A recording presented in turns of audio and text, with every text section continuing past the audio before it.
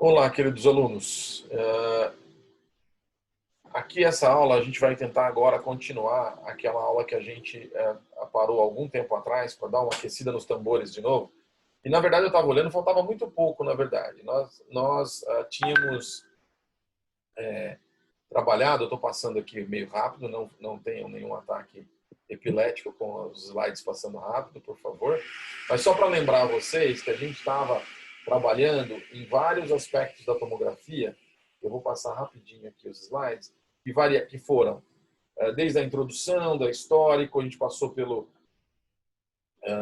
que era, né, a aquisição cardíaca trigada, sincronizada da Multislice, falamos da resolução temporal, falamos da cobertura de volume, né? Então, na resolução temporal, nós falamos do multissegmentado, falamos do duplo tubo da Siemens, na cobertura, nós falamos dos volumes, das aquisições volumétricas das tomografias de 256 detectores ou 320 detectores, e tinha faltado falar da resolução espacial. Mas que, na verdade, eu já olhei aqui os slides, são pouquinhas coisas para falar, então eu vou terminar a resolução espacial e vou adicionar algumas coisas a mais de uma outra aulinha que está aqui do lado, tá?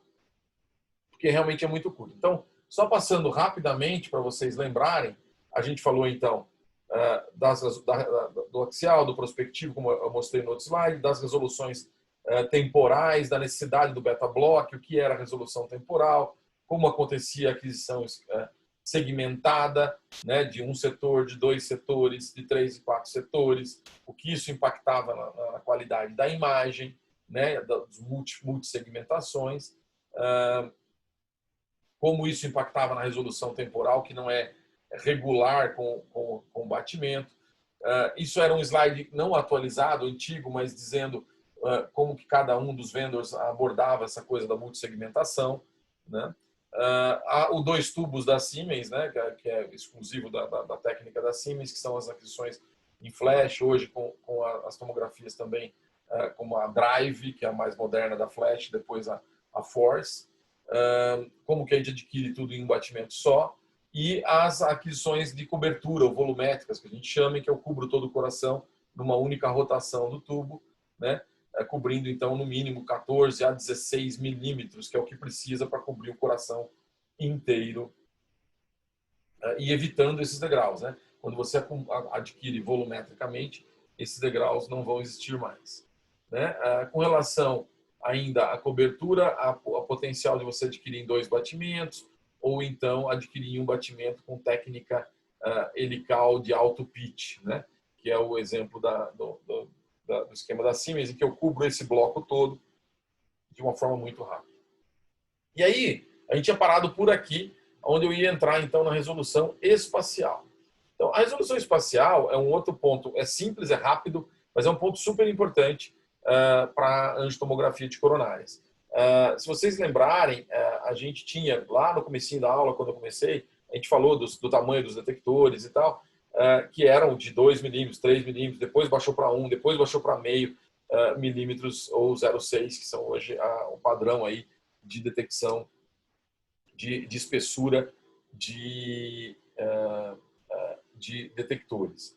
Aqui vocês vão ver que hoje o que a gente mais ou menos a literatura definiu como um mínimo, e a gente já fazia isso quando a gente trabalhava com 16 detectores, era pelo menos ter uma resolução espacial que o voxel tivesse abaixo de 1 milímetro de tamanho. E que o voxel fosse o que a gente chama de um voxel isotrópico, ou seja, o voxel, na verdade, nada mais é do que o pixel, vocês sabem disso, e a espessura do corte. Então, se o meu tamanho do voxel no in-plane, né, no plano, for a parte do X e do Y, for do mesmo diâmetro, do mesmo tamanho que a espessura do corte, eu, na verdade, tenho um cubo, e esse cubo, que é o meu voxel, não é um paralelepípedo, né? Ele é um cubo, porque todos os seus lados têm o mesmo tamanho. Então, esse é um voxel isotrópico, que idealmente que é o ideal para a tomografia de coronária, e que deve ser abaixo de 1 milímetro. Qual é a vantagem disso? Para que isso? Isso porque se eu tiver um voxel isotrópico, e abaixo de 1 milímetro é porque eu preciso dessa resolução para poder ver a coronária bem, obviamente, mas se eu tenho ele isotrópico, quando eu faço a reformatação, quando a gente coloca lá no MPR e faz a reformatação multiplanar, oblíqua, eu não perco resolução. Se eu fizer isso com um voxel que é um paralelepípedo, ou seja, que não é isotrópico, quando eu estou no plano em que foi adquirido o exame, que no nosso caso a tomografia é sempre axial, e não estou no plano e reformato, eu vou perder resolução espacial. Então, se eu tenho aquisição em axial, eu tenho uma ótima resolução ali naquele plano, mas no momento que eu fizer um oblíquo, eu perco resolução, se o voxel não for isotrópico. Em sendo isotrópico, em tese, essa perda de resolução é minimizada ou até não existe em alguns aspectos matemáticos quando eu faço a reformatação. Tá? E como é que eu adquiro como é que eu atinjo essa resolução espacial? Ó, o primeiro ponto é o detector, né? Então, o tamanho do detector ele é de meio milímetro em algumas máquinas, é o menor que a gente tem. Já existe, inclusive, uma máquina da Canon mesmo, né? Agora não é mais Toshiba, é a Canon, que é a de alta resolução, que eles atingiram 0,25. Mas apenas no centro do detector, ainda está obviamente, com doses de radiações maiores e tal, então ainda está numa evolução isso. Mas, de uma forma geral, para as tomografias, assim, uma aula inicial aqui com vocês, uma aula básica, e para as tomografias habituais, ou a gente vai ter um detector de 0,6 ou de 0,5. A outra coisa que a gente pode fazer é mudar o foco do ponto do raio-x. Então, se eu tenho um raio-x que está direcionado aqui, eu vou ter uma informação aqui. Se eu entortar ele, sair um pouquinho do foco, tirar ele do centro e colocar um pouquinho oblíquo, e o raio-x vai cruzar nessa direção, por exemplo, ele vai provavelmente, ele vai gerar para mim no detector um outro dado. Mesmo que a câmera não tenha andado, que eu esteja no mesmo lugar, o dado ele é inclinado, ele é diferente. Se eu somar esses dois dados, eu consigo fazer uma reconstrução matemática de um pixel ou de um voxel menor. Então, o fato de eu mudar o focal point, que seria, na verdade, aqui seria o focal size, né? Quer dizer, então, o tamanho do foco é pequeno. Mas aqui embaixo, ó, o Dynamic Focal Spot, em que eu mudo a direção desse ponto focal, também me permite reconstruir cortes mais finos, tá? E, portanto, obter voxels menores. Então, porque muitas vezes, quem trabalha com máquinas de 0,5 vai ver que a reconstrução é feita normalmente em 0,3. Quem trabalha com 0,6, muitas vezes reconstrói em 0,5, ou até em 0,3 mesmo. Então, o que acontece é que, na verdade, e aí a gente tem testes que eu acho que eu mostro um exemplo depois para mostrar até onde vai a minha resolução espacial. Então, a minha resolução espacial, embora em tese deveria ser exatamente o tamanho do detector, ela não é. Eu consigo ver coisas que estão abaixo do tamanho do detector, somando informações em detectores. Então, eu consigo ter uma resolução espacial real abaixo do tamanho do meu detector, tá? Usando algumas técnicas, entre elas o tamanho do focal spot, o dinâmico focal spot, ou então a angulação, como eu vou mostrar para vocês. O focal spot está, se ele não estiver no centro exatamente, vamos dizer que ele estiver deslocado aqui, quando eu estou no 0 graus, eu vou ter uma imagem. Quando eu rodo, lembra que eu falava para vocês que quando eu rodo 180 graus, a informação que vem de um lado é a mesma da informação que vem do outro, por isso que eu só uso 180, e é verdade, eu só uso 180 hoje em dia, que é o half scan, né? Half acquisition. Mas se eu tiver um tubo que está torto, é como se fosse uma roda de carro que eu tivesse fora do eixo na minha centrífuga. O que acontece? Se eu tiver angulado, eu vou estar numa posição, num momento, lá no 0 graus, e, na verdade, numa posição diferente no 180. E essa posição diferente me gera um dado diferenciado daquele outro do 0 grau, e que eu somando da mesma localização anatômica, eu somando esses dados, eu consigo fazer reconstruções espaciais menores do que o tamanho do pixel. Esse é um exemplo. Então, esse é um exemplo de um duplo scan. Então, veja, esses dois triângulos aqui estão mostrando que uma hora eu escaneei aqui, outra hora eu escaneei deslocado um pouquinho para lá. Veja que o meu dado aqui em cima do paciente é diferente. Então, é um exemplo de uma 32 aqui com 0,6. Então, eu tenho um quadrado de 0,6 misturado, tá vendo? Esse quadrado aqui está mais à frente. E tem um outro quadrado superponível que está ali atrás, com outra informação de 0,6. Então, eu tenho uma informação superponível aqui de 0,3, que estaria aqui, ó, nesse 0,3 aqui, E 0,3 para o lado de cá, que é uma informação nova, 0,3 do lado de lá, que é outra informação nova. Quando eu somo esses dois 0,6, eu tenho uma distância, né, um sampling distance, como ele chama aqui, de 0,3, me permitindo, portanto, reconstruir uma espessura de corte menor do que do tamanho do detector. Super legal isso, né? É matemática. Existem ainda outras técnicas. Hoje, por exemplo, não está aqui no slide, mas a Drive, que é uma máquina moderna da Siemens, ela usa, em vez de ela usar um detector que parece um tubinho, como vocês estão vendo aqui, ela usa um detector piramidal, em que é uma pirâmide. E que, em vez de eu pegar o dado que bate na base da pirâmide, eu posso pegar o dado que está mais próximo do topo da pirâmide. E embora eu tenha uma base da pirâmide de 0,6, o meu topo da pirâmide pode ser 0,3. E eu consigo reconstruir cortes menores do que, vamos dizer assim, a espessura oficial do meu detector. Tá claro isso?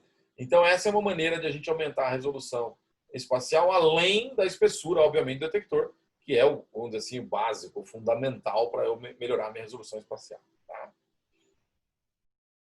Então, depende, obviamente, da aquisição, da espessura do detector, mas depende também desses outros fatores que eu comecei a comentar com vocês. Normalmente, os detectores são fininhos, eu estou falando de resolução espacial máxima, né? Mas se eu não quiser resolução espacial máxima, eu quiser fazer em 1 milímetro, por exemplo, eu posso simplesmente juntar detectores eletronicamente. Hoje em dia é o que a gente faz. Por exemplo, na cobertura volumétrica, quem trabalha, por exemplo, na Canon aqui no Encore, vai ver que a gente adquire um score de cálcio com meio milímetro. E depois a gente reconstrói em 0,3, né? E essa reconstrução pode vir lá do raw data.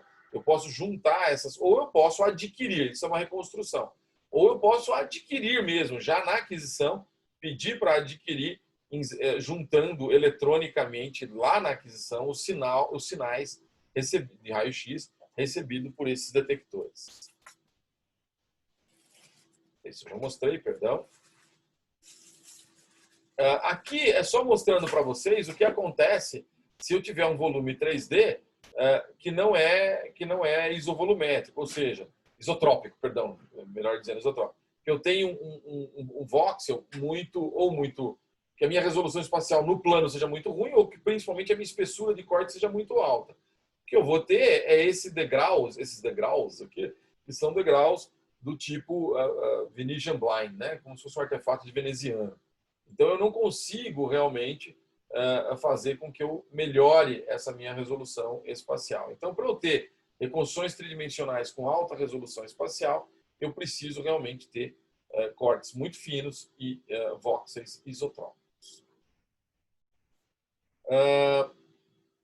Uma outra coisa importante em termos de resolução espacial é o seguinte: quando eu estou lá adquirindo, vocês já viram que o raio-x ele vai dar a volta no tórax do indivíduo. Então, ele vai adquirir esse tórax todo aqui. Não tem como não adquirir. Tanto é que quando a gente quer ver o pulmão, a gente vai lá e fala, reconstrói o FOV aberto total. Eu adquiri com FOV de 350. Eu vou ver, eu posso, no coração, cortar o pulmão para cima e para baixo. Mas na lateral eu não tenho como cortar, porque o tubo de raio-x está rodando ao redor do paciente.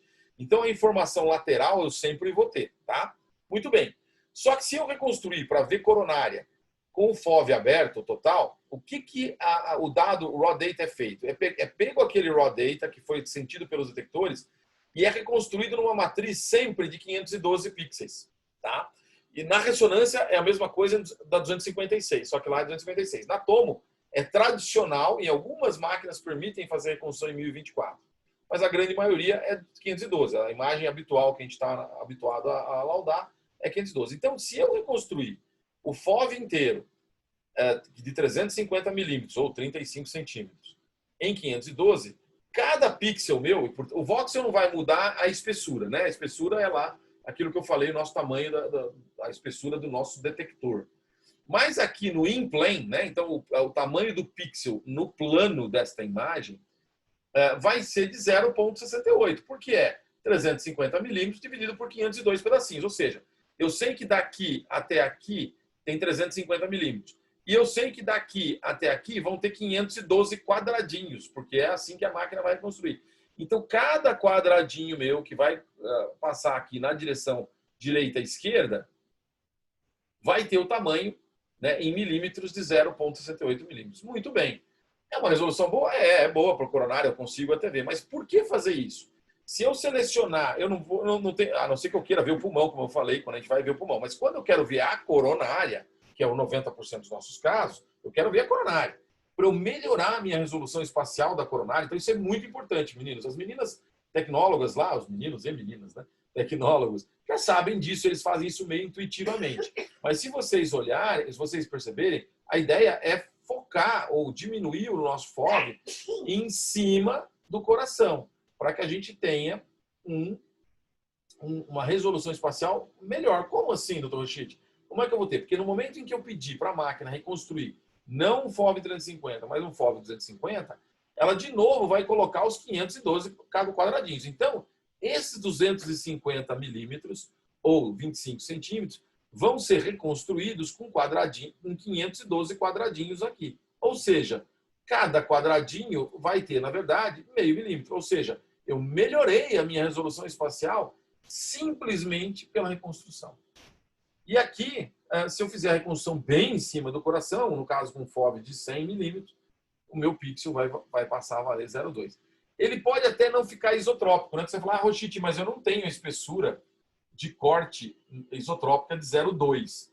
Então, o ideal é que a gente faça o isotrópico, como eu falei para vocês, mas quando a gente não faz o isotrópico, mas a resolução espacial aqui no pixel ainda é superior, ou a espessura de corte ainda é inferior a, ou é próxima de meio milímetro, eu geralmente não tenho problemas visualmente na reconstrução. Então, eu posso fazer isso, 0,2 milímetros no plano, tendo ainda na espessura 0,4 ou 0,5.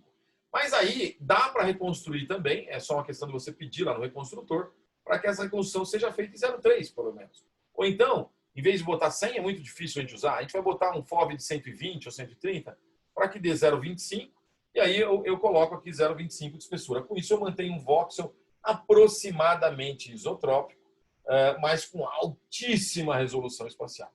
Uma vez eu já fiz com alguns de vocês, acho que não fiz esse ano ainda, na pandemia, por exemplo, quando eu quero ver um stent, por exemplo. A stent está me deixando com uma dúvida absurda. Eu vou lá, reconstruo só em cima do stent. Eu vou fazer um FOV aqui, ó, só um stent na DA, pegando o volume só dele mesmo, né, uma sobra para cima e para baixo, só do stent da DA, e reconstruo com pixels de 0,1 ou 0,05. Você fala, Rochite, mas então não tem fim, isso é infinito, eu posso conseguir a resolução? Não.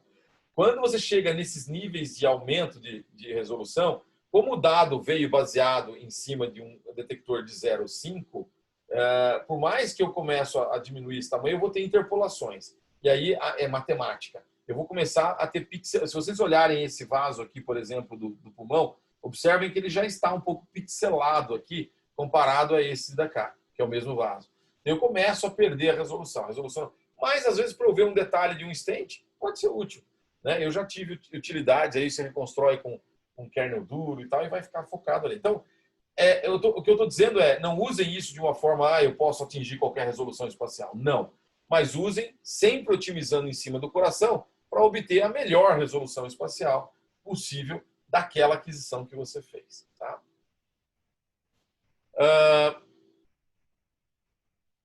Uma outra coisa que eu acabei de falar do stent, né? Uma coisa que ajuda muito a resolução espacial e está relacionado à resolução espacial é o blooming. Por isso que eu falei do stent, já veio o slide em seguida. Se eu tenho um stent e eu fiz uma reconstrução lá com FOV de 35 e ele fica todo borrado, assim, que eu não consigo ver nada dentro da luz, porque ele é um metal, se eu melhorar a minha matriz, né, se eu melhorar esse tamanhozinho dos meus pixels aqui, eu vou conseguir definir melhor a malha do stent e vou então conseguir ver a luz. Então, construir FOVs pequenos melhora a resolução espacial e diminui o blooming artifact, né, o artefato de blooming, tanto do cálcio quanto dos metais. No caso aqui, mais importante para nós são os stents. Tá? É isso mesmo? Com relação aos tipos de escaneamento, a gente já passou por isso, eu não consigo... Na verdade, a resolução espacial pode ser um pouco melhorada se eu falar em resolução espacial, no retrospectivo, porque no retrospectivo, com aquele pitch bem lento, eu acabo fazendo muito overlap, tá? Mas cada uma das maneiras de aquisição que a gente viu nessa aula tem o seu aspecto, vamos dizer assim, particular, né? A axial realmente tem uma resolução temporal mais para quando a gente tem frequências mais estáveis. O helical retrospectivo é, vamos dizer assim, um padrão de mercado, tem melhor condição de dar o melhor resultado. E o flash, quando você também tem resolução temporal muito alta. Aqui, na resolução espacial, que é o que eu estou focando com vocês hoje, já falamos do FOV, já falamos do overlapping e já falamos do Blooming Artifacts. Acho que falamos basicamente de tudo. É óbvio que o Blooming também tem um efeito, por exemplo, com a resolução temporal. Então, não adianta nada eu ter um pixel muito pequenininho, mas eu fiz uma frequência muito alta. O Blooming, seja do cálcio, seja do stent, vai aumentar muito, tá? Então, é importante que para eu lidar com o Blooming, além da resolução espacial, eu preciso ter também redução de artefatos através de uma resolução temporal adequada. Então, basicamente, era isso aí. Esse finalzinho era só para explicar. Aqui tem aquele slide que a gente consegue demonstrar para vocês aquilo que eu falei. Se vocês não acreditam, a gente demonstra. Como é que a gente demonstra a resolução espacial se eu estou interpolando? Eu adquiri em 0,5, mas eu reconstruí em 0,33. Eu demonstro colocando um Phantom em que ele tem linhas métricas aqui de alta densidade separadas por um espaço específico que eu conheço. E aí eu consigo ver alguém com o microfone aberto, só para vocês saberem. E aí tem um determinado momento em que eu não consigo mais visualmente definir o que a gente chama de line pairs, né? Então, se eu tenho uma resolução aqui, por exemplo, de 0,5 milímetro, eu consigo diferenciar aqui 10 line pairs por centímetro. Eu acho que eu consigo visualizar aqui, eu consigo visualizar aqui. Daqui para baixo, acho que eu já não consigo mais visualizar. Então, essa é uma maneira de conseguir ver, não só medir a resolução espacial que você atinge, como também testar filtros, testar reconstruções que permitam diminuir o ruído e melhorar a resolução espacial também. Então, isso tem um valor importante também. Observem aqui um stent muito bem vivo e também adquirido aí com filtros mais duros em geral, que permitem uma resolução de linhas melhores. Então, em termos de filtro, quanto mais duro é o filtro, aumenta a minha resolução espacial também. Tá? Então, aquele filtro duro de stent melhora a minha resolução espacial em tese. Só que ela tem um efeito ruim. Qual que é? O que a gente vê aqui. Piora o sinal ruído. Fica tudo ruidoso. Mas, em tese, a gente usa aquela reconstrução iterativa para tirar o ruído, depois reconstruído com o filtro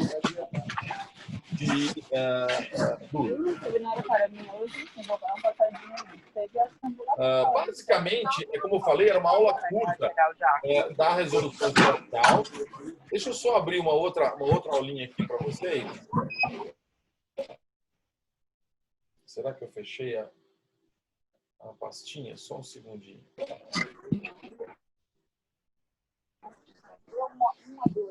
Meu Deus, obrigado.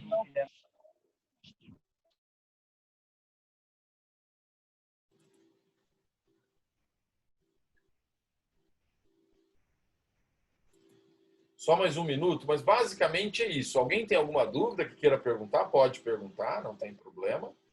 E eu ia abrir uma outra aulinha aqui só para a gente fechar. Mas a resolução espacial é isso. Não temos muito onde correr em termos de resolução espacial.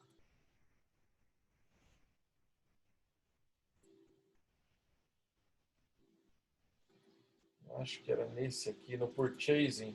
O purchasing, na verdade, ela fala assim, como você vai comprar a sua máquina de ressonância, basicamente, colocando em contexto aquilo que a gente viu naquela aula técnica, que é basicamente lembrar a história um pouquinho da Tomo, que em 98 começou aquele crescimento dos números de slices, então era 4, 8, 16, 64. Depois houve uma migração aí, dependendo de cada vendor, para coberturas maiores ou para 2 tubos. Tudo isso vocês já sabem, né? Mas tudo sempre tentando melhorar resolução temporal, resolução espacial e cobertura, né? Então, tudo isso vocês já viram, aquisições, os tipos de aquisição. Então, quando você for comprar uma máquina, você tem que lembrar dessas características e tentar entender essas características. Eu queria mostrar para vocês, eu vou passar meio rápido, isso tudo vocês já viram. Isso aqui é tudo muito antigo, lembra as rotações, a rotação do tubo fundamental, o line pairs aqui que eu mostrei para vocês, né?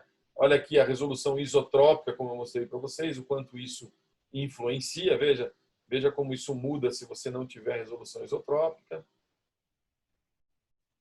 Ah, uma outra coisa, que era esse slide que eu queria mostrar, em termos de resolução espacial, é aquilo que eu tinha dado como exemplo, falando para vocês, que é uma técnica, inclusive, usada pela Canon, que é o Cone Exact Reconstruction, em que o tubo ele não está centrado, né? O ponto focal do tubo está torto, ele está angulado, e aí o que eu adquiro no 0 graus é diferente do que eu adquiro no 180. Né? Ele tem uma angulação, gerando de novo um voxel, que apesar do detector ser 0,5, eu reconstruo em 0,3. Tá? Então é isso aqui, ó, olha só, é isso que acontece aqui. Ó. O número de views também é importante para a resolução temporal. Eu acabei não falando para vocês. Olha, aqui embaixo, ó, vocês veem o dado aparecendo interpolado.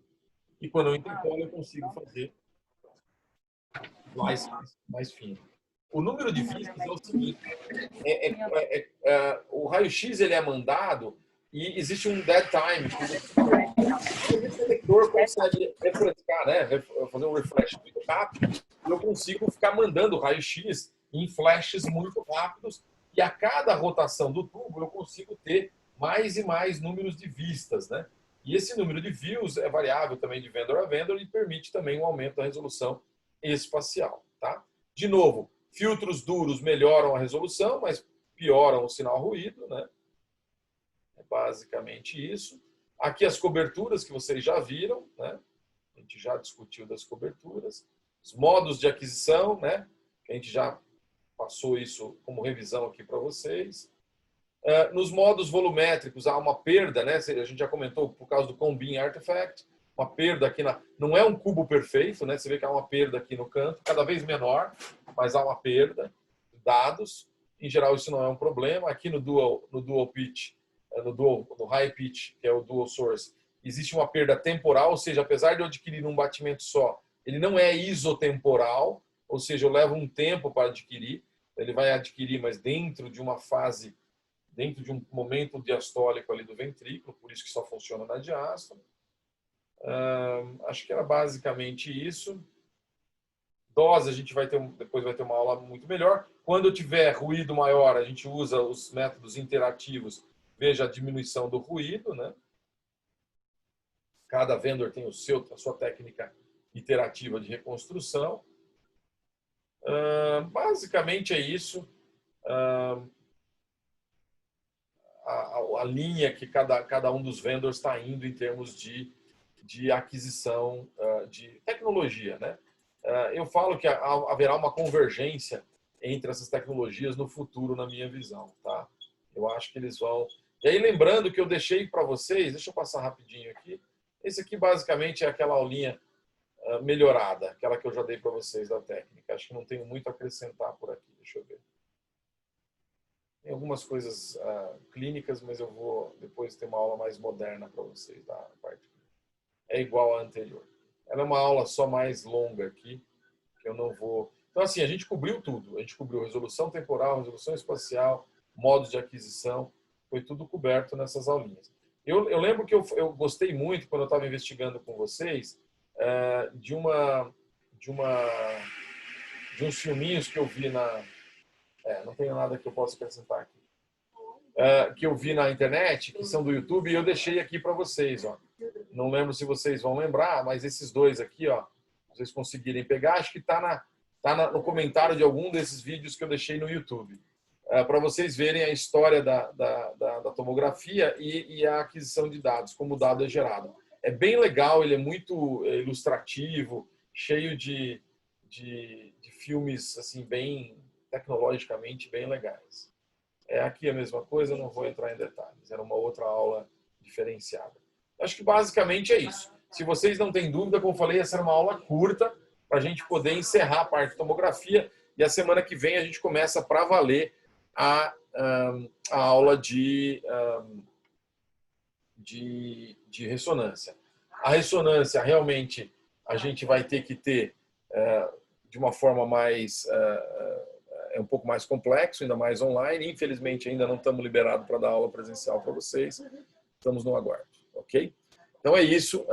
Fechamos a tomografia. Dúvidas? Me abordem aí e a gente vai conversando. Tem muita coisa moderna hoje em dia em termos de tomografia que, obviamente, eu não cobri nessa aula básica, tá bom? Mas era uma aula que era preciso vocês terem. E agora vamos em frente para a física de ressonância, que acho que é mais importante ainda, porque ela não é intuitiva, ela é um pouco fora da casinha, vamos dizer assim, e vocês vão ter que se acostumar com a maneira de pensar da ressonância, tá bom? Então é isso, até a próxima. Eu coloco essa aula no YouTube para quem não pôde acompanhar. Obrigado a todos que acompanharam aí. Eu vi que a Fernanda acompanhou, Roberto, Camila, Renato, não sei quem mais. Quem esteve aí, obrigado pela presença, tá bom? É uma aula simples e bem informal, mas era para a gente terminar uma coisa que a gente tinha começado 3 semanas atrás e eu não tinha conseguido terminar com vocês. Um abraço a todos, tá bom? Tchau, tchau.